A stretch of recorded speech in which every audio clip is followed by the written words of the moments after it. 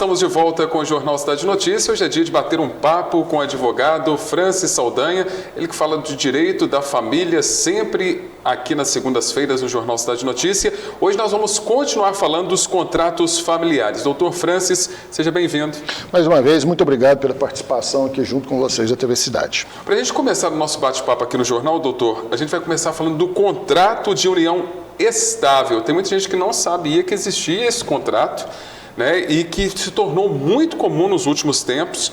Eu gostaria de saber se esse contrato pode ser feito em cartório, qual que é o procedimento? O contrato de união estável ele pode ser feito em cartório. A gente recomenda que seja sempre acompanhado um advogado da área de família, tá? Para alinhar as partes e levar isso para fazer o contrato junto ao cartório. E é muito importante porque o pessoal hoje vive como o casado fosse e não se preocupa com isso. Acha que muitas vezes isso é uma burocracia, é uma coisa. Mas o contrato de união estável evita muitas dores de cabeça no futuro. Pois é, mas como que seria evitar essa dor de cabeça? Em qual sentido, doutor? Basicamente é a parte patrimonial. Nós vamos dar dois exemplos. É o caso do divórcio e o caso do falecimento. Você separou, né? Na união estável você separa. Como que vai ser a partilha de bens? Muitas vezes, se você não tem um contrato, uma das partes pode ficar prejudicada na divisão dos bens e na parte legal também para ter direito à pensão. Se você não tem isso documentado, você vai ter problemas futuros. A mesma coisa no falecimento. Na hora de ser feito o inventário, se não existe o contrato, né, de união estável, na hora de fazer a meação, os herdeiros, como que você vai fazer? Você vai ter que entrar com um processo de reconhecimento da união estável. E nós sabemos que um processo judicial desse demora tempo e é oneroso para as partes. Se você já tem um contrato, isso fica extremamente mais fácil de ser feito. Muitas pessoas conversam comigo quando o senhor participa aqui no jornal e me falam assim, mas para que eu vou fazer um contrato se depois de 2 anos já configura a união estável? O senhor explicou essa questão da dor de cabeça e é muito mais moroso, né? Provar que existiu ali uma união estável, o que foi adquirido ali entre o convívio das partes, né, doutor? Exatamente. Por quê? Quando você tem ela declarada, você vai preocupar simplesmente com a partilha de bens, ou no inventário, ou na separação, e no direito à pensão. Se você não tem, você tem que provar, né?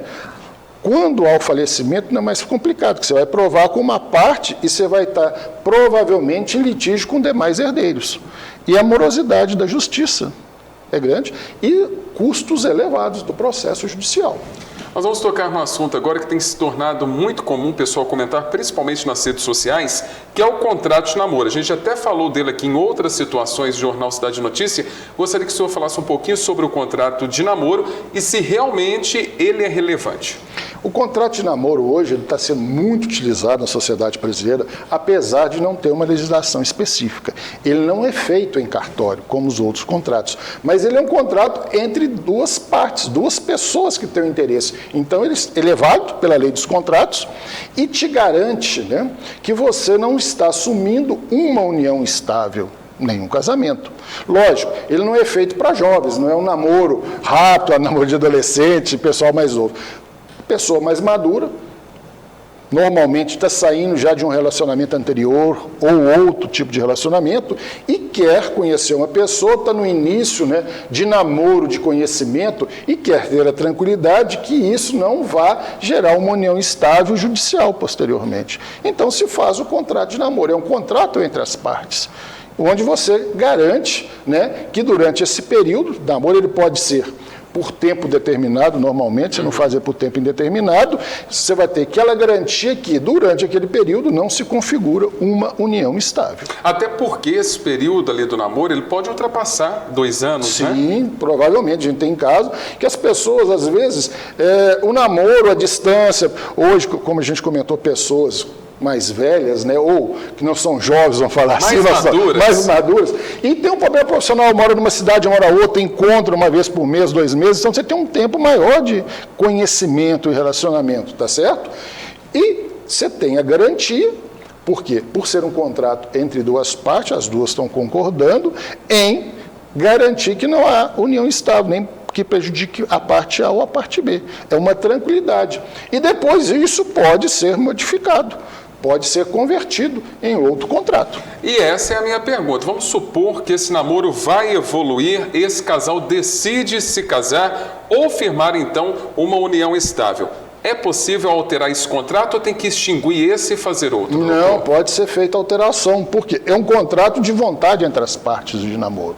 Então, você simplesmente faz a decisão e faz o contrato ou transforma, né? Você pode fazer o contrato de união estável ou vir a casar, mesmo dentro do período ainda de vigor do contrato de namoro.